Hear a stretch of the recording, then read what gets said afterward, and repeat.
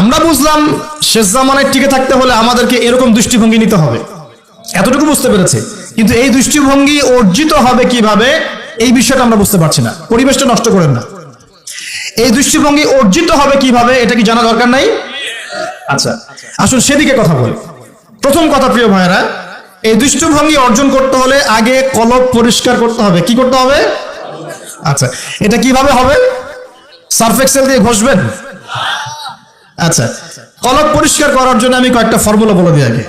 এটা সবার জন্য, এবং বিশ্বাস করেন এখন আমরা সমাজে যারা বসবাস করি বেশিরভাগ আমরা মৃত কলব নিয়ে বসবাস করি। বেশিরভাগ। যদি কলব জিন্দাই হতো তাহলে হক বাতিল চিনতে পারতাম না। যদি কলব জিন্দাই থাকতো তাহলে কি দুনিয়ার এই মোহের মধ্যে ব্যস্ত থাকি? যদি কলব জিন্দা থাকতো সারাদিন তাহলে দুনিয়ার ফিকিরে ব্যস্ত থাকতে পারি। যদি কলব জীবিতই থাকে তাহলে কাউকে দাফন করার পরে দুনিয়াবি খোশ গল্পে কেউ মত্ত হতে পারে? যদি কলব জিন্দা থাকে তাহলে কেউ মানুষকে ঠকাতে পারে, মাপে কম দিতে পারে, কেউ কি গোপনে পাপ করতে পারে, কেউ কি অন্যের সম্পদ আত্মসাৎ করতে পারে? কলব জিন্দা থাকলে কেউ সুদ খায়, কলব জিন্দা থাকলে কেউ জেনা করে, কলব জিন্দা থাকলে কেউ এরকম নোংরা কনসার্টে যেতে পারে? অতএব বুঝতে পারছি এইসব পরিস্থিতি দেখে যে আমাদের বেশিরভাগের কলব কি? মৃত, নিঃসন্দেহে মৃত, কোনো সন্দেহ নাই। নবী সাল্লাল্লাহু আলাইহি ওয়াসাল্লাম বলছেন যখন আদম সন্তান একটা পাপ করে তখন কলবের মধ্যে একটা স্পট বা দাগ পড়ে, কালো একটা স্পট বা দাগ পড়ে। আবার যদি গুনাহ করে আবার স্পট পড়ে, আবার দাগ পড়ে, আবার গুনাহ করে আবার স্পট পড়ে।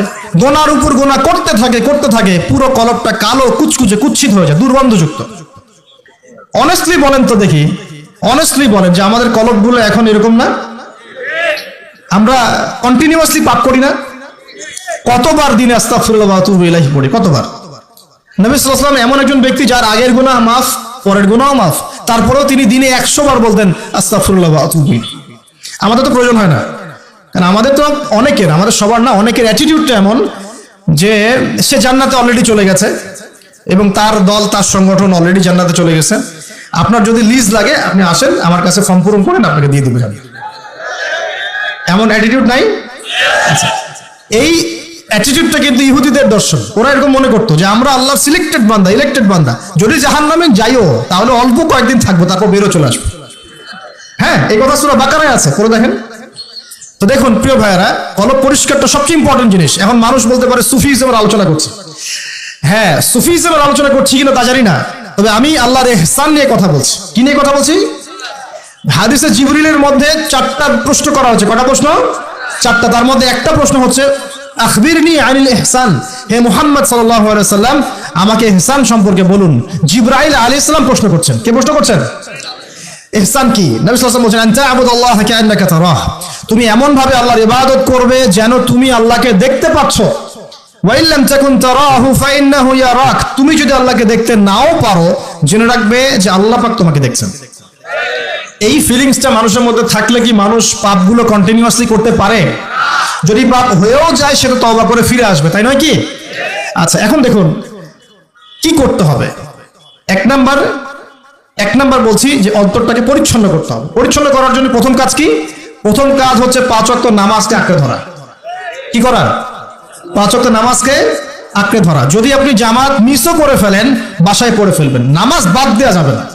মানে জামাত মিস করে ফেলেছি জন্য নামাজ বাদ এমন নয়। নামাজ জামাত মিস হয়ে গেছে, আচ্ছা হয়ে গেছে, ঘুমিয়েছিলেন বা মনে ছিল না বা ব্যস্ত ছিলেন, কথার কথা, যখনই সময় পেয়েছেন, মনে পড়েছে, ঘুম থেকে উঠেছেন, নামাজ পড়তে হবে, একাই পড়তে হবে। বাদ দিবেন আজকে থেকে? বরং আমরা চেষ্টা করবো ইনশাআল্লাহ জীবনে যে নামাজগুলো কাজা হয়ে গেছে সেগুলো যেন হিসেব করে আদায় করে দেয়া সম্ভব হয়, এটাও চেষ্টা করা উচিত। আল্লাহ পাক তৌফিক দান করুন। এক নম্বর নসিহত, নামাজ ছাড়া যাবে না।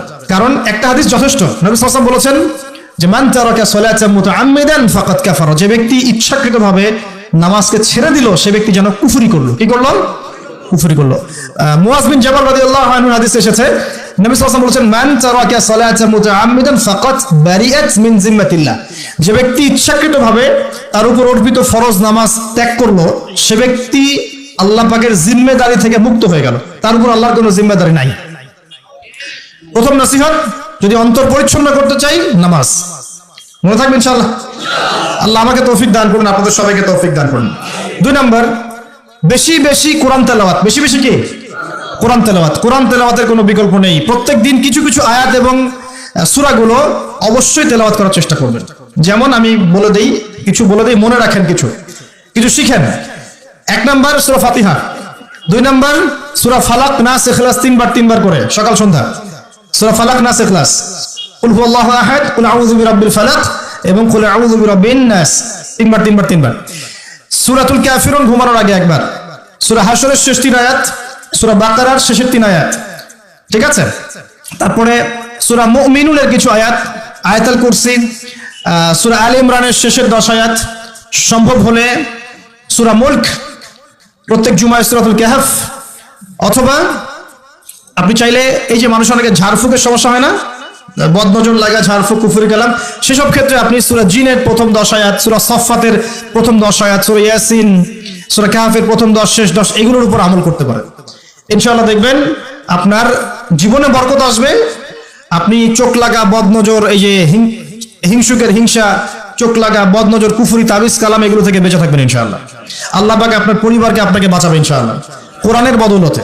এবং এগুলো যদি মুখস্থ করে ফেলতে পারেন এবং নিয়মিত মাঝে মাঝে নামাজে পড়েন, এমনি তেলাওয়াত করেন, ইনশাআল্লাহ তাআলা কোরআন আপনার জীবনে প্রোটেকশন নিয়ে আসবে, আল্লাহর রহমত বরকত নিয়ে আসবে ইনশাআল্লাহ। এবং কোরআনের মধ্যে কি আছে? শিফা, আরোগ্য আছে। ওয়া নুনাজ্জিলু মিনাল কোরআন মা হুয়া শিফাউ ওয়া রাহমাতুল লিল মুমিনিন। আল্লাহ পাক বলেন আমি কোরআন নাজিল করেছি, এর মধ্যেই মুমিনদের জন্য শিফা আছে, শিফা, আরোগ্য আছে এবং আল্লাহর রহমত, দয়া আছে। আমরা আরোগ্য চাই না? আল্লাহর দয়া চাই না? আর এই আরোগ্য শুধু দৈহিক রোগের আরোগ্য নয়, কলবের রোগের আরোগ্য। তো কোরআন তেলাওয়াতকে বাড়িয়ে দেওয়ার চেষ্টা করেন, আল্লাহ পাক তৌফিক দান করুন। আর যদি পসিবল হয়, আল্লাহ পাক যদি আরো ফুরসত দেন, তৌফিক দেন, প্রত্যেকদিন 1 ঘন্টা করে 1 পারা কোরআন তেলাওয়াত করবেন, পারবেন ইনশাআল্লাহ? আল্লাহ আমাদের সবাইকে তৌফিক দান করুন। এরপর কি? বেশি বেশি আল্লাহর জিকির। 1 নাম্বার কি বলেছি? সালাত। 2 নাম্বার কোরআন তেলাওয়াত। 3 নাম্বার হচ্ছে আল্লাহর জিকির। বেশি বেশি আল্লাহর জিকির। আল্লাহর জিকির মানে শুধু আল্লাহ আল্লাহ এটাকে বোঝাচ্ছি না আমি। আল্লাহর জিকির মানে আপনি সবসময় ফিল করবেন, আল্লাহকে স্মরণ করবেন যে আল্লাহ পাক আপনাকে দেখছেন, আপনি আল্লাহর ইবাদত করছেন, আল্লাহ আপনাকে দেখছেন। আপনি আল্লাহকে দেখতে না পারলেও আল্লাহ আপনাকে দেখছেন, আল্লাহ আপনার কথা শুনছেন, আল্লাহ হাজির নাজির, আপনি ফিল করবেন। জিকির মানে কি? স্মরণ করা। জিকির মানে কি? স্মরণ করা। আপনি সুবহানাল্লাহ পড়ছেন, আল্লাহর জিকির করছেন, আলহামদুলিল্লাহ পড়ছেন, আল্লাহু আকবার পড়ছেন, লা ইলাহা ইল্লাল্লাহ পড়ছেন, হ্যাঁ, লা হাওলা ওয়ালা কুওয়াতা ইল্লা বিল্লাহ পড়ছেন, এগুলোতে আপনি আল্লাহর জিকির করছেন, আলহামদুলিল্লাহ। এখন ব্যবসা করতে গিয়েছেন, এই যে মাপের দাড়িপাল্লা উঠালেন, এই যে মাপে কম দিচ্ছেন, এখন কি আল্লাহ আপনাকে দেখছেন না? এই যে আপনি আল্লাহকে স্মরণ করছেন যে আল্লাহ আমাকে দেখছেন, মাপে কমটা দেওয়া যাবে না, যদিও কাস্টমার বুঝতে পারছে না। এই যে আপনি আল্লাহকে স্মরণ করলেন, এটাই আল্লাহর জিকির। এটা কি? আল্লাহর জিকির। আপনি ওই যে স্কুলে গিয়েছেন বা কলেজে গিয়েছেন, এখন মাশাআল্লাহ আপনার তো বান্ধবীর অভাব নাই, কয়েকজন বান্ধবী আপনাকে ফোর্স করছে, চল ওখানে গিয়ে কফি খাই, এই করি সেই করি, আজকে ঘুরে আসি রমনা পার্ক, নাকি? তো এখন আপনি আল্লাহকে স্মরণ করছেন যে আমি আল্লাহকে দেখতে না পারলে আল্লাহ তো আমাকে দেখছেন না, আমি তোমাদের সাথে যেতে পারবো না, এটা আমার জন্য জায়েজ নাই। এই যে আপনি আল্লাহকে স্মরণ করলেন, এটার নাম কি? আল্লাহর জিকির। সমাজের দায়িত্ব পেয়েছেন, আলহামদুলিল্লাহ, দায়িত্ব পাওয়া খারাপ কিছু নয়, এটাকে সঠিকভাবে পালন করাটাই চ্যালেঞ্জ। দায়িত্ব পাওয়া খারাপ কিছু নয়, দায়িত্বটাকে সঠিকভাবে পালন করাটা চ্যালেঞ্জ। দায়িত্ব পালন করতে গিয়ে আপনি ন্যায় বিচার করছেন, যখন দেখছেন যে এমন একটা বিচার সামনে চলে আসছে যে এখানে তো সমস্যা, এখানে ন্যায় বিচার করলে আমাকে হয়তো কিছু প্রতিবন্ধকতার শিকার হতে পারে, আর যদি অন্যায় করি তাহলে দুনিয়ার স্বার্থ আছে। এখন আপনি যদি অন্যায়টাকে বেছে নেন, আপনি আল্লাহর জিকির করেন নাই। যদি তখন আপনি ন্যায়টাকে বেছে নেন, আপনি তখন আল্লাহর জিকির করেছেন। আল্লাহর জিকির শুধুমাত্র সুবহানাল্লাহ, আলহামদুলিল্লাহ, তাসবিহ, তাহলিলে নয়, সমাজে চলতে ফিরতে উঠতে বসে সবখানে আল্লাহর জিকির আছে। আল্লাহর স্মরণ, আল্লাহকে স্মরণ করো, আল্লাহ পাক তৌফিক দান করুন। তো জিকির বাড়িয়ে দেই। 4 নাম্বার কি? 4 নাম্বার হচ্ছে জ্ঞান অর্জন। মানে বেশি বেশি কোরআন সুন্নাহর জ্ঞান অর্জন করেন, আল্লাহর নূর মারিফত পাওয়া যাবে ইনশাআল্লাহ। 5 নাম্বার একটা বলে দেই, সেটা হলো আল্লাহওয়ালা মানুষ, যারা আল্লাহওয়ালা মানুষ, আল্লাহর এবং রাসূলের কথা বলেন, যারা মুত্তাকি, পরহেজগার এবং সৎ, এইসব মানুষদের সাথে সংস্পর্শে থাকেন, আল্লাহ পাকের নূর পাওয়া যাবে ইনশাআল্লাহ। আর 5টা কথা বললাম, খালি অনলি 5টা। এগুলোর পাশাপাশি আর 5টা বিষয় আছে, যাওয়া যাবে না। 5টা বিষয়ে যাওয়া যাবে না। 1, হিংসা মনে রাখাই যাবে না। মনে যার হিংসা আছে, তার সাথে আল্লাহ নূরের কোনো সম্পর্ক নাই। সে কোশ্চিন কালেও খিদির হতে পারবে না, তার বড় বড় ডিগ্রি থাকতে পারে, সার্টিফিকেট থাকতে পারে, মনে হিংসা দিয়ে ভর্তি, কোশ্চিন কালেও আল্লাহ নূর এবং মারিফত অর্জন করতে পারবে না, সম্ভব না। কলবুন সেলিম, বিশুদ্ধ কলব, অবনত চিত্তের কলব না থাকলে এটা সম্ভব নয়। অতএব হিংসা করবেন। এখন তো হিংসার যুগ, এখন তো ওই যে বললাম না, ছেলে মেয়ে হয়ে যাচ্ছে, মেয়ে ছেলে হয়ে যাচ্ছে। এখন মেয়েরা কিন্তু খুব একটা ঝগড়া করে না, মেয়েদের কথাবার্তাগুলো এখন ছেলেদের মতো। বাইরে বের হয়, রিক্সা ডাক দিবে, এই রিক্সা এদিকে আসো, এই সিএনজি এদিকে আসো, ওর গলার ভয়েসটা ছেলেদের মতো। আর ছেলেরা কি করে দেখবেন, যে কোনো একটা ইস্যু পাক বা না পাক, অনলাইনে ফেসবুকে বসে আহলুল কমেন্ট, এখানে দেখবেন সারাদিন ঝগড়া করছে, ঝগড়া করে করে করে লাস্টে বলবে যে আমিন না লিখে কেউ যাবেন না। এই হলো অবস্থা। দেখবেন ঝগড়াটা একটা স্বভাব ছেলেদের মধ্যে আসে। ছেলেরা ঝগড়া করবে কেন? ছেলেরা মারামারি করে সরাসরি নাকি? ছেলেরা কি ঝগড়া করে নাকি? দীর্ঘদিনের ইতিহাস পড়ে দেখেন না আপনি, পুরো ওয়ার্ল্ডের হিস্ট্রি ঘেটে দেখেন, দেখবেন ছেলেদের গায়ের ব্যক্তিত্ব ছিল না? যুদ্ধ বিগ্রহ করবে ছেলেরা, বক্সিং খেলবে ছেলেরা, জিম করবে ছেলেরা, মার্শাল আর্ট শিখবে ছেলেরা, ছেলেরা এগুলো করবে। ছেলেরা চুলকাচুলকি ঝগড়া করে নাকি? চুলাচুলি করে নাকি ছেলেরা? এখন দেখবেন ফেসবুকে ঢুকলেই ছেলেরা কিন্তু মেয়েলি ঝগড়া করে। দেখছেন, খেয়াল করছেন? দেখেন সাইকোলজিক্যাল পরিবর্তন হয়েছে। ছেলেরা মেয়ে হয়ে যাচ্ছে, মেয়েদের মধ্যে সাইকোলজিক্যালি ছেলেদের প্রভাব বিস্তার হচ্ছে। অতএব হিংসায় যায় না, এটা হিংসার যুগ। হাবিল হন, কাবিল হন না। আপনি হাবিল হন, কাবিল হতে চায় না। কারণ কাবিলের আমল নামায় নবী সাল্লাল্লাহু আলাইহি ওয়াসাল্লাম বলেছেন, কিয়ামত পর্যন্ত যত মানুষ খুন হবে, হাদিসটা শোনেন, কিয়ামত পর্যন্ত যত মানুষ খুন হবে, সমস্ত খুনের একটা পাপের অংশ কাবিলের আমল নামায় যুক্ত করা হবে।